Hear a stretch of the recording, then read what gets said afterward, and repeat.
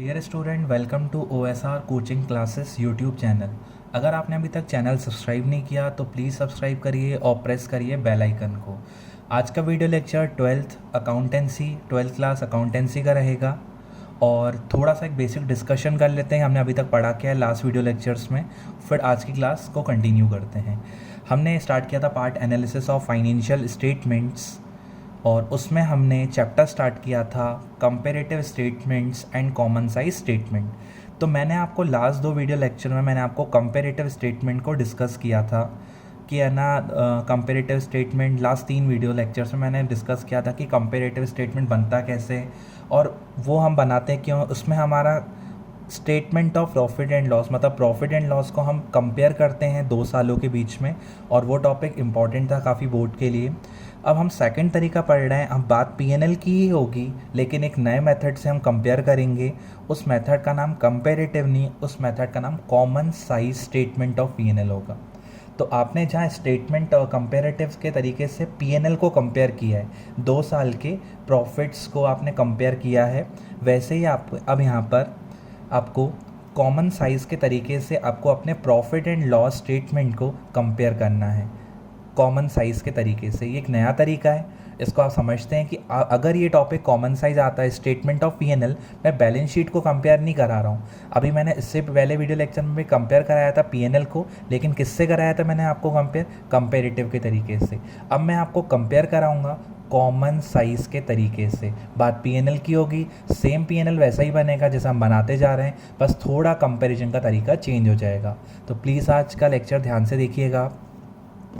हम डिस्कशन कर रहे हैं अकाउंटेंसी 12 सीबीएसई। इस वीडियो लेक्चर को आईएससी एंड एमपी बोर्ड के स्टूडेंट देख सकते हैं। ठीक है, चैप्टर का नाम comparative statement and common size statements.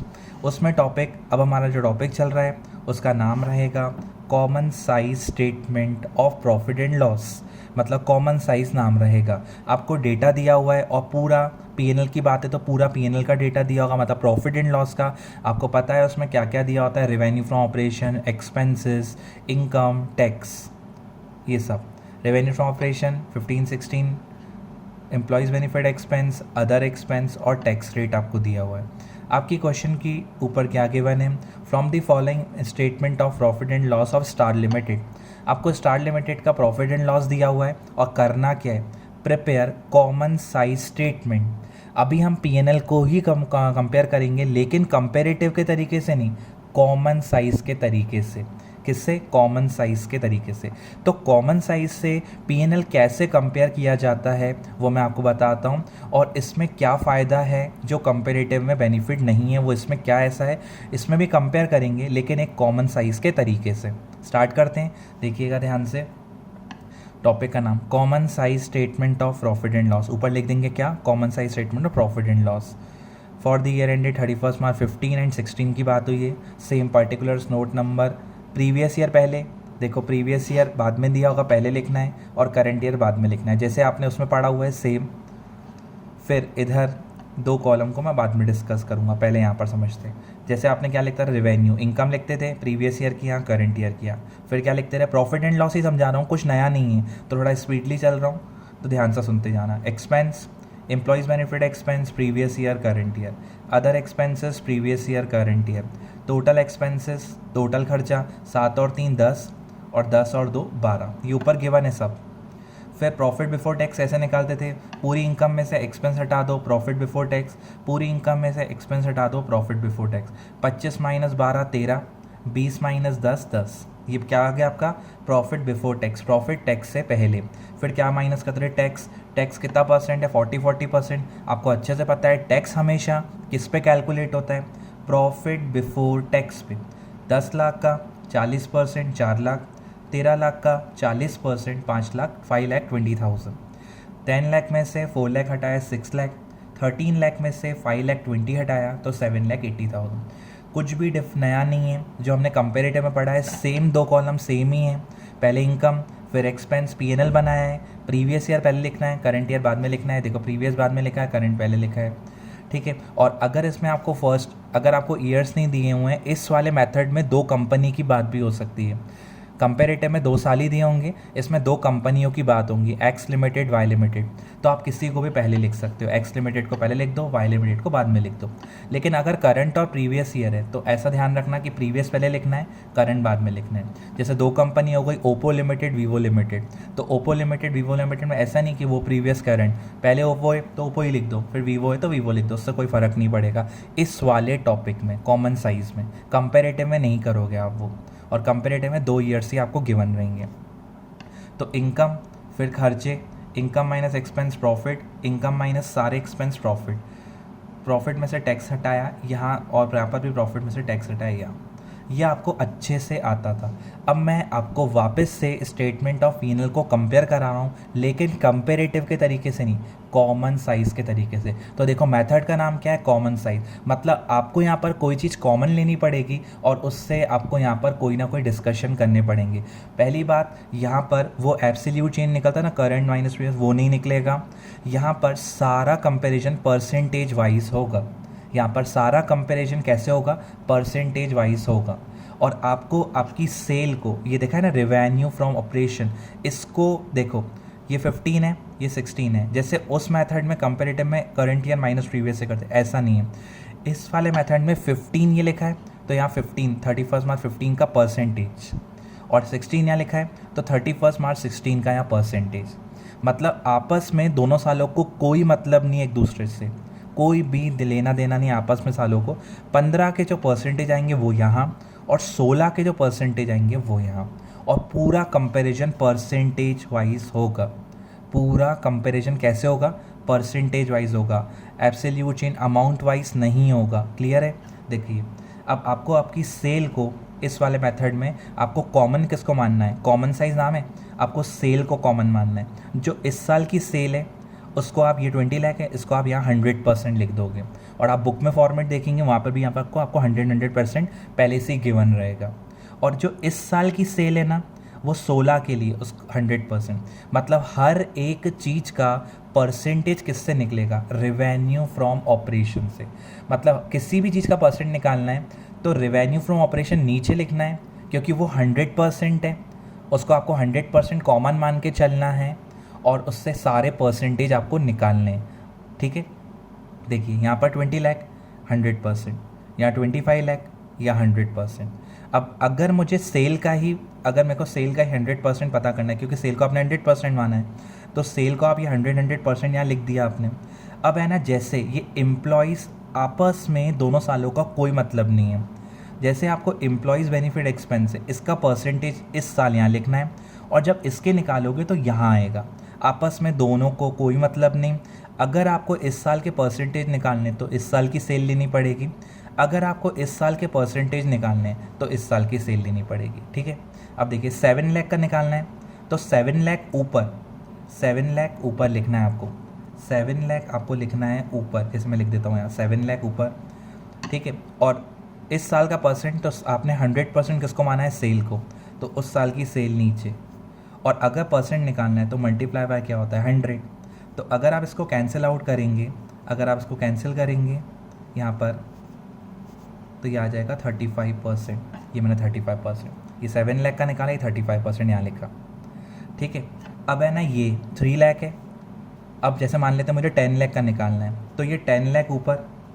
ठीक है। और टोटल इस साल की, अब ये सेल मत लेना, अगर इस साल के परसेंटेज निकालने तो इस साल की सेल नीचे, मल्टीप्लाई बाय 100, तो कैंसिल करके ये आ जाएगा 40%। 40% ये ऐसे 3 लाख का निकालना है, 3 लाख ऊपर, और इसी साल की, क्योंकि सेल को आपने 100, कॉमन किसको मानना है, सेल को। मेथड का नाम क्या है, कॉमन साइज। कॉमन किसको मानोगे, सेल को, और सारे परसेंटेज सेल से निकालेंगे। इस 3 लाख को ऊपर, 20 लाख नीचे, मल्टीप्लाई बाय 100। और इन सब के मैंने परसेंटेज नेक्स्ट पेज पे आपको समझाए हुए हैं। अभी आपको इतना ध्यान देना है, देखो 3 लाख ऊपर, 20 लाख नीचे, मल्टीप्लाई बाय 100, तो ये आ गया 15%। ये 10 लाख ऊपर, इस साल की सेल 100% सेल है, जो टोटल 100% होता है उसको नीचे लेते हैं बेस में, नीचे 20 लाख, मल्टीप्लाई बाय 100, 50%। फिर 10 लाख ऊपर, फिर 10 लाख ऊपर, 20 लाख नीचे, मल्टीप्लाई बाय 100, 50%। फिर 4 लाख ऊपर, 20 लाख नीचे, तो 20%। फिर 6 लाख ऊपर, इस साल की सेल 20 लाख नीचे, तो 30%। फिर इधर आते हैं, इसका बताया मैंने आपको, ये 2 लाख ऊपर, फिर इस साल की सेल 25 लाख नीचे, मल्टीप्लाई बाय 100 8%। तो इसके परसेंटेज यहाँ और इसके यहाँ आपस में कोई मतलब नहीं है। सर ऐसा कर क्यों रहे हैं, मैं आपको अभी डिस्कस कर रहा हूँ 2 मिनट में। आपको इस तरीके से कंपैरिजन कैसे समझ में आएगा। सर सारी चीज़ों को परसेंटेज में कन्वर्ट करना पड़ेगा। 12 लाख ऊपर, 25 लाख नीचे, मल्टीप्लाई बाय 100 48%। 13 लाख ऊपर, 25 लाख नीचे, मल्टीप्लाई बाय 100 52%। 5 लाख 20,000 ऊपर, 25 लाख नीचे, मल्टीप्लाई बाय 100 20.8%। 7 लाख 80 ऊपर, 25 लाख नीचे, मल्टीप्लाई बाय 100 31.2%।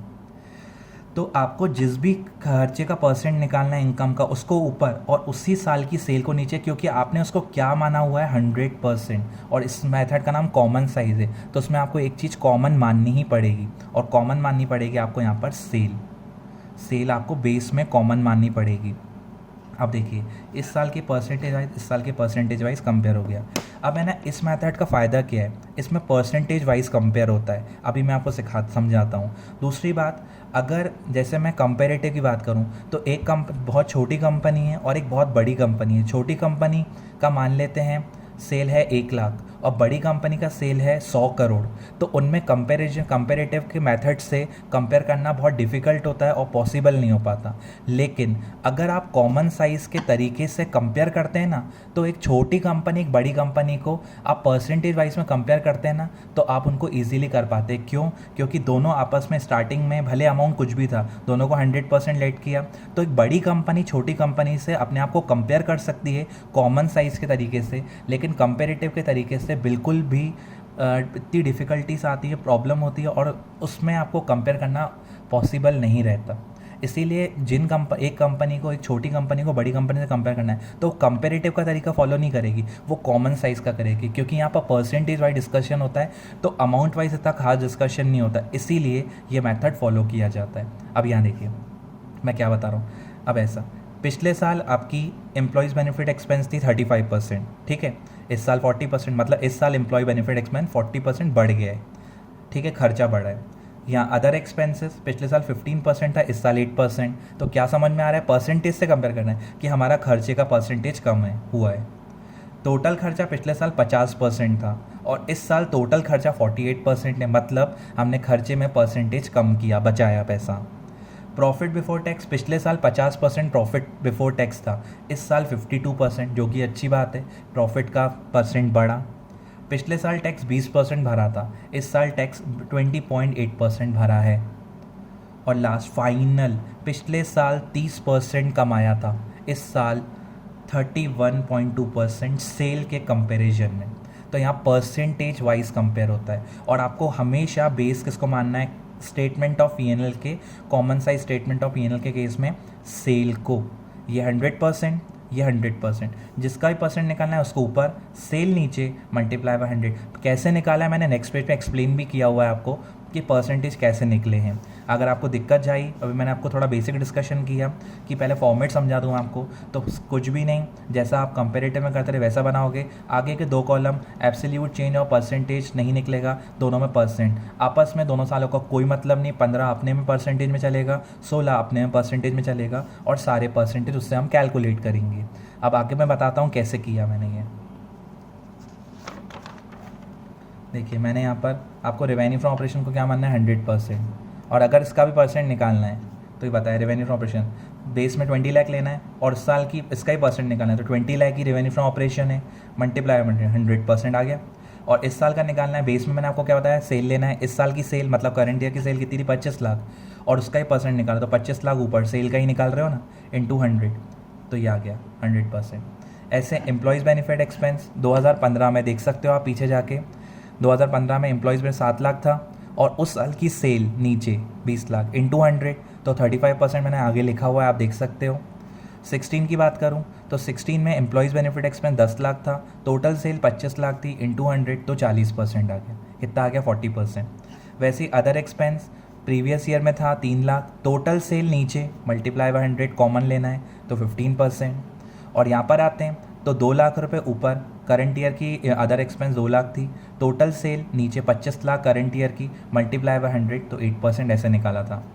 टोटल एक्सपेंस की बात करूं, टोटल एक्सपेंस थे 10 लाख प्रीवियस ईयर के, टोटल सेल थी 20 लाख, क्योंकि खर्चा प्रीवियस ईयर का तो सेल भी प्रीवियस ईयर की, multiply by 100 50%। Total expense 12 lakh, previous year की करंट ईयर की sale 25 lakh, multiply by 100 48%। Profit before tax previous year का आपका कितना था 10 lakh, total sale 20 lakh, multiply by 100 50%। Profit before tax last year का कितना था 13 लाख, करंट ईयर का 13 lakh, sale 25 lakh, multiply by 100 52%। ऐसे एक दो चीज़ों के और परसेंटेज सेम वैसे ही निकालने हैं, इसलिए मैंने आपको 4 पार्ट डिस्कस कर दिए। तो ये हमारा था common size statement of P&L, ये हमारा था common size statement of profit and loss. तो common size statement of profit and loss में किस तरीके से हम कंपेयर करते हैं, यहाँ पर दो, एक छोटी कंपनी एक बड़ी कंपनी आपस में कंपेयर कर सकती हैं अपने आप को, और अपने बिजनेस के डेटा को परसेंटेज वाइज कंपेयर होता है यहाँ पर, और यहाँ पर कॉमन माना जाता है अपनी सेल को, और सेल से सारे परसेंटेज हम यहाँ पर कैलकुलेट करते हैं। ठीक है, 12th CBSE वालों के लिए होमवर्क नोट कर लीजिए। 2020 का एडिशन है आपके पास, तो आप क्वेश्चन 21, क्वेश्चन 23, क्वेश्चन 24, क्वेश्चन 21, 23 और 24 को आप ट्राई कर सकते हैं आपसे बनने का। अगर आपको 19 का एडिशन है तो प्लीज़ मेरा व्हाट्सअप नंबर गिवन है, आप अपना होमवर्क ले लीजिए वहाँ पर मुझसे कांटेक्ट करके, और अदर बोर्ड्स के स्टूडेंट भी मुझसे कांटेक्ट करके अपना होमवर्क ले सकते हैं। Thank you.